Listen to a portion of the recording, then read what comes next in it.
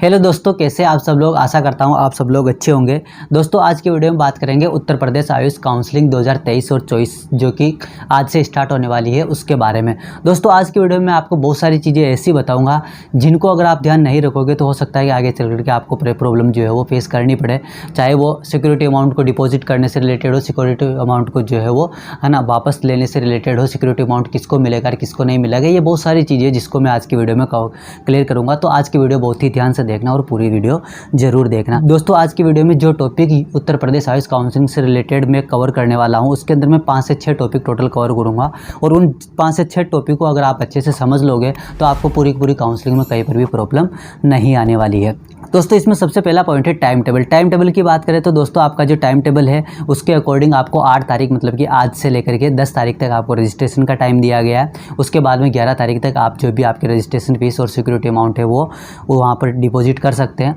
है ना। और उसके बाद में आगे का फर्दर जो भी मैनेजमेंट है उसमें सारा का सारा कब क्या होगा वो सारा आपका शेड्यूल के अकॉर्डिंग आपको दिया हुआ है, आप जा करके उसको देख सकते हैं वेबसाइट में। दोस्तों टाइम टेबल के बाद में सेकंड बात करते हैं वो है आपकी फीस स्ट्रक्चर जो है वो क्या रखी गई है, मतलब कि जो भी आपका काउंसलिंग का प्रोसीजर है उसके अंदर आपको किस किस तरह की फीस जमा करानी होगी, जिसमें आपकी रजिस्ट्रेशन फीस कितनी होगी, आपका सिक्योरिटी अमाउंट जो है वो कितना होगा। दोस्तों अगर मैं रजिस्ट्रेशन फीस की बात करूँ तो आपका रजिस्ट्रेशन फीस जो है वो 2000 रुपये रखी गई है जो कि आपका नॉन रिफंडेबल होगा। मतलब जब आप यूपी आयुष काउंसलिंग के अंदर पार्टिसिपेट करोगे जो 2000 रुपये रजिस्ट्रेशन फीस ली जाएगी दोस्तों वो आपको रिफंड नहीं होगी, वो नॉन रिफंडेबल है। इसके अलावा आपसे एक और अमाउंट जो है वहाँ पर डिपॉजिट करवाया जाएगा जिसकी अगर मैं बात करता हूँ तो वो है सिक्योरिटी मनी या फिर जिसको अपन धरोहर राशि बोलते हैं, तो ये धरोहर राशि है। अब दोस्तों धरोहर राशि या सिक्योरिटी अमाउंट की बात करता हूँ तो जो भी गवर्नमेंट कॉलेज के लिए या फिर जिनको भी गवर्नमेंट सीट लेनी है, आयुर्वेद, होम्योपैथी, यूनानी, इन अलग अलग 3 कोर्सों की जो भी गवर्नमेंट सीट लेने के इच्छुक है या फिर जो भी गवर्नमेंट सीट के लिए काउंसलिंग करना चाहते हैं उनको 20,000 रुपये सिक्योरिटी अमाउंट के तौर पर जमा करवाने हैं। और जो गवर्नमेंट के साथ साथ प्राइवेट कॉलेज लेना चाहते हैं उनको 50,000 रुपये जमा कराने।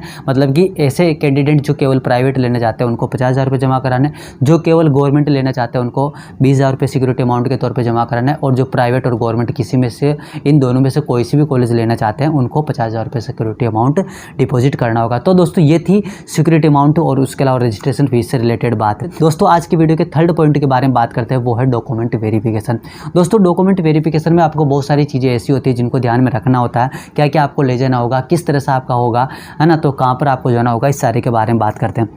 दोस्तों डॉक्यूमेंट वेरिफिकेशन की बात करें तो 2 तरह का डॉक्यूमेंट वेरिफिकेशन आपको यहाँ पर देखने को मिलेगा, जिसमें पहला आपका डॉक्यूमेंट वेरिफिकेशन होगा वो ऑनलाइन होगा और सेकंड जो डॉक्यूमेंट वेरिफिकेशन होगा वो आपका ऑफलाइन होगा। जिसमें दोस्तों ऑनलाइन की बात करता हूँ तो इसके अंदर आपको 10th 12th की जो भी मार्कशीट है वो और उसी के साथ साथ नीट यूजी का जो स्कोर कार्ड है वो आपको अपलोड करना है, कास्ट सर्टिफिकेट आपको अपलोड करना है। और जो भी कास्ट सर्टिफिकेट दोस्तों आप अपलोड करोगे वो उत्तर प्रदेश सरकार का बना हुआ होना चाहिए, क्योंकि आयुष के अंदर जो भी स्टेट की 85% सीट है उसमें अगर आप उत्तर प्रदेश के अंदर काउंसलिंग कर रहे हो तो आपका जो भी कास्ट सर्टिफिकेट है दोस्तों, जो भी आपकी रिजर्व्ड कैटेगरी है उसका जो भी आपका कास्ट सर्टिफिकेट है वो उत्तर प्रदेश गवर्नमेंट का बना हुआ होना चाहिए। यहाँ पर ये नियम जो है वो रखा गया है, ठीक है, अच्छे से समझ लेना। उसके बाद में बात करते हैं डोमिसाइल के। अब डोमिसाइल की रिक्वायरमेंट किन किन को होगी, तो जितने भी कैंडिडेट उत्तर प्रदेश के हैं, मतलब कि जो भी उत्तर प्रदेश के मूल निवासी है उनको किसी भी तरह का डोमिसाइल लगाने की ज़रूरत नहीं है। लेकिन जो उत्तर प्रदेश से बाहर के कैंडिडेट जो कि अदर स्टेट के अगर पार्टिसिपेट कर रहे हैं उसमें, तो उनको आउटसाइड ऑफ द यूपी, मतलब जो भी उत्तर प्रदेश के बाहर के हैं, है ना, उत्तर प्रदेश से अलग स्टेट के स्टूडेंट है, उनको इस काउंसलिंग में भाग लेने के लिए डोमिसाइल सर्टिफिकेट लगाना ज़रूरी है। और उसी के साथ साथ आपके आइडेंटिटी वेरिफिकेशन के लिए आधार कार्ड जो है वो आपको देना होगा, ठीक है। दोस्तों ये तो हो गया ऑनलाइन डॉक्यूमेंट वेरिफिकेशन, जिनमें आपको 10th 12th की मार्कशीट, नीट का जो स्कोर कार्ड है वो, कास्ट सर्टिफिकेट, डोमिसाइल सर्टिफिकेट और आइडेंटिटी वेरिफिकेशन के लिए आपका आधार कार्ड जो है यहाँ होगा। दोस्तों अब सेकंड बात करते हैं आपके ऑफलाइन वेरिफिकेशन के बाद में, क्योंकि डॉक्यूमेंट वेरिफिकेशन 2 तरह से होगा, एक तो ऑनलाइन डॉक्यूमेंट वेरिफिकेशन होगा और एक होगा ऑफलाइन। तो ऑफलाइन की बात करें तो इसमें दोस्तों जो भी आपने ऑनलाइन डॉक्यूमेंट वेरिफिकेशन के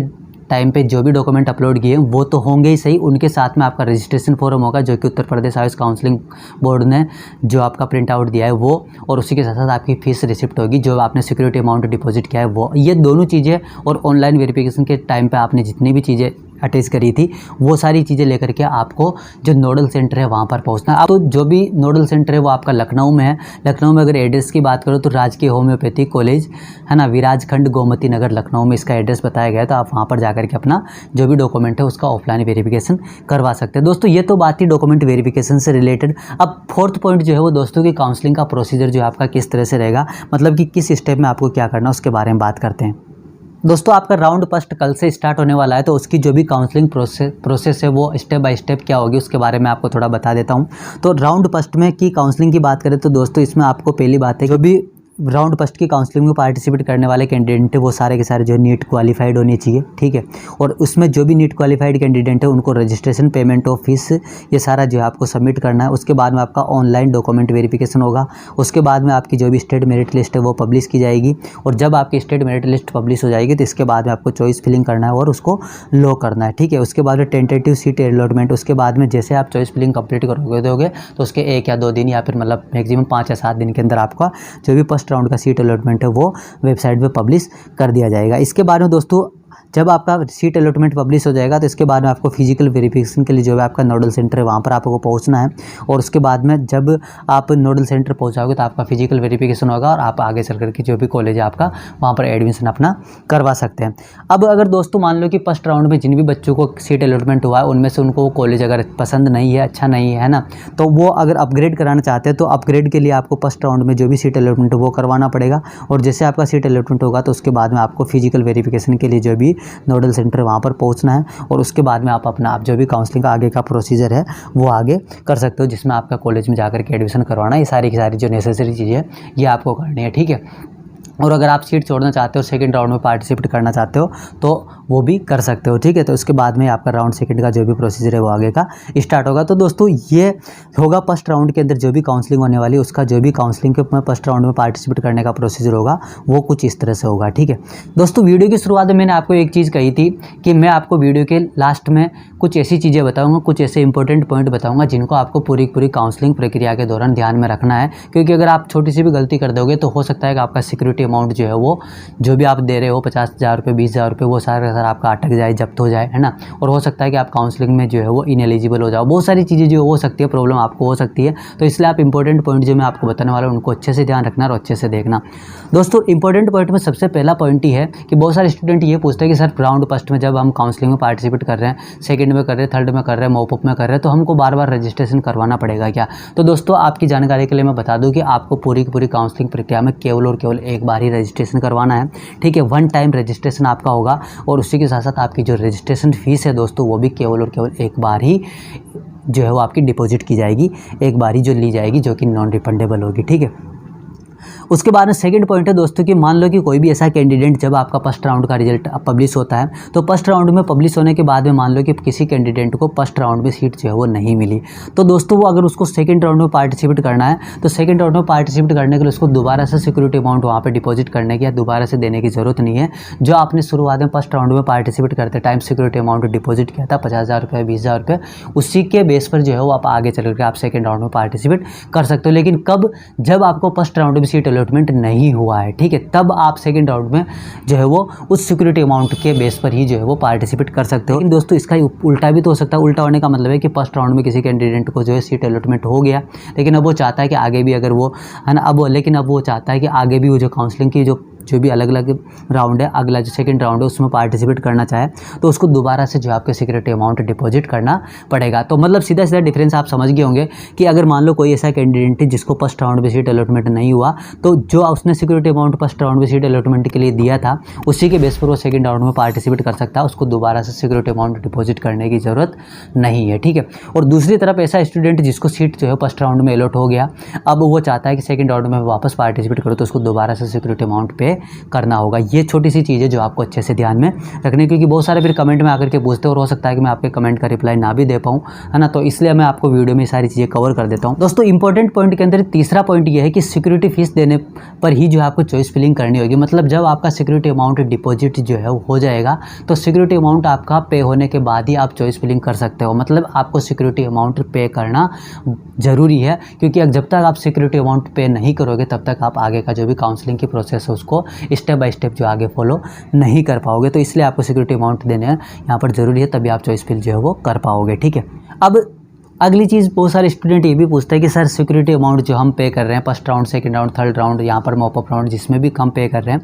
कि सर वो सिक्योरिटी अमाउंट हमारा कब तो रिफंड होगा और कब रिफंड नहीं होगा। इससे भी रिलेटेड बहुत सारे लोगों को प्रॉब्लम रहती है ना, बहुत सारे लोगों को जो है वो डाउट रहता है कि कब हमारा होगा और कब हमारा नहीं होगा। ठीक है, तो दोस्तों सिक्योरिटी अमाउंट के वापस रिफंड होने की अगर मैं बात करूँ तो दोस्तों अगर मान लो कि आपको first round, second round, third round, mop up round किसी भी राउंड में आपको अगर सीट अलॉटमेंट हुआ है, कोई भी सीट जो आपको अगर आपको मिली है, जो भी आपने चॉइस फिलिंग करी उसमें से अगर कोई भी सीट आपको मिली है और उस मिली हुई सीट में अगर आपने एडमिशन ले लिया, बहुत अच्छे से समझना, मैं पहले बता देता हूँ क्योंकि फिर आप लोगों में से बहुत सारे कमेंट में आकर के पूछेंगे मेरे से, तो इसलिए मैं आपको पहले ही डाउट क्लियर कर देता हूँ कि सिक्योरिटी अमाउंट जो है आपका रिफंड कब होगा। कि मान लो कि काउंसलिंग के किसी भी स्टेप में, मतलब कि काउंसलिंग के किसी भी राउंड में आपको सीट अलॉटमेंट हुआ और उस सीट अलॉटमेंट वाले एड्रेस पर आकर के आप अपनी कॉलेज में अगर आपने एडमिशन लिया है तो उस कंडीशन में आपका जो भी सिक्योरिटी अमाउंट है वो दोस्तों रिफंड कर दिया जाएगा। ठीक है, अब दोस्तों इसके अपोजिट दूसरी बात क्या हो सकती है? दूसरी बात ये हो सकती है कि आपको सीट का अलॉटमेंट तो हुआ, फर्स्ट राउंड या second round, third round, mop up किसी में आपको सीट मिली, लेकिन आपने उस सीट में जो है वो एडमिशन नहीं लिया, मतलब उस कॉलेज में जाकर के अगर आपने एडमिशन नहीं कराया तो इस कंडीशन में आपका सिक्योरिटी अमाउंट जो है जब्त कर लिया जाएगा, मतलब आपको सिक्योरिटी अमाउंट जो है वो दिया नहीं जाएगा। ठीक है, और ये जो दोस्तों सिक्योरिटी अमाउंट है, ये सिक्योरिटी अमाउंट जब मॉप अप राउंड तक की जो सारी काउंसलिंग प्रक्रिया कंप्लीट हो जाएगी तो उसके 1 या 2 महीने बाद में आता है। तो इसलिए आप इस चीज़ को ध्यान में मत लाने कि जैसे ही हमारी काउंसलिंग खत्म होगी, मॉप अप राउंड लास्ट होगा तो उसके 2-3 दिन बाद हमारा पेमेंट आ जाएगा। तो पिछली बार भी ऐसा ही हुआ था कि 1 या 2 महीने तक का टाइम लग गया था उत्तर प्रदेश आयुष काउंसलिंग में, तो आप इस चीज़ को ध्यान में रखना। और दोस्तों सबसे बड़ी बात आती है कि जो भी आपका सिक्योरिटी अमाउंट है वो कौन से अकाउंट नंबर पर आएगा। तो दोस्तों इस चीज़ के लिए आपको जब आप सिक्योरिटी अमाउंट पे कर रहे हो तो उसी टाइम पर आपको ध्यान में रखना है, क्योंकि जिस अकाउंट नंबर से आप सिक्योरिटी अमाउंट पे करोगे उसी अकाउंट नंबर पे आपका सिक्योरिटी अमाउंट जो है वापस रिफंड हो करके आएगा। तो इसलिए ध्यान रखना कि जब भी आप सिक्योरिटी अमाउंट पे कर रहे हो तो आप अपना या फिर अपने पापा का, मम्मी का, भाई का, बहन का, किसी न किसी का जो है वो अकाउंट दे देना। आप साइबर कैफे का इन सब का एड्रेस मत देना, क्योंकि जो भी सिक्योरिटी अमाउंट है वो उसी के अकाउंट में आने वाला है। तो इसलिए बाद में आपको रिफंड लेने में जो है प्रॉब्लम ना हो, तो इसलिए आप जो भी आपका अकाउंट नंबर है, जो भी आप सिक्योरिटी अमाउंट पे कर रहे हो अभी प्रेजेंट टाइम में, वो सोच समझ करके करना, एक ऐसे अकाउंट से करना जिससे आप आसानी से रिफंड जो है वो ले सको। दोस्तों ये तो सारी चीज़ें थी, लेकिन एक और पॉइंट इंपॉर्टेंट आ जाता है कि अगर मान लो कि सर AA-CCC की काउंसलिंग भी चल रही है और उत्तर प्रदेश आयुष काउंसलिंग भी चल रही है, तो दोस्तों